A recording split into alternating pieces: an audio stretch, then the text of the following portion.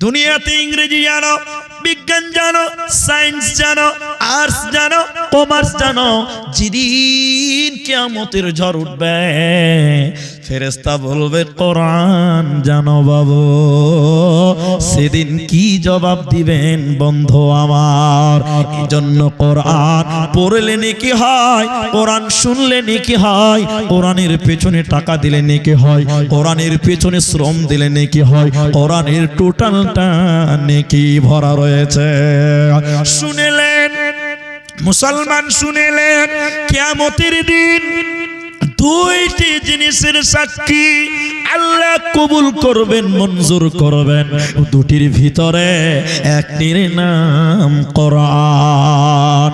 কোরআন আল্লাহকে কিয়ামতের দিন বলবে, আল্লাহ তোমার এই বান্দা কোরআন তেলাওয়াত করেছিল, আমার তেলাওয়াত করেছিল, আল্লাহ তুমি আমার সাক্ষী গ্রহণ করো, আল্লাহ তুমি আমার সুপারিশ মঞ্জুর করো।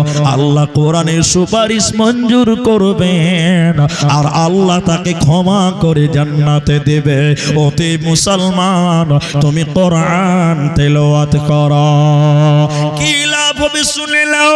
নবীজি বলেছেন আলিফ লাম মিম, তিনখানা হরফ যে পাঠ করবে আল্লাহ তার আমলনামায় 30টা নেকি দিবে।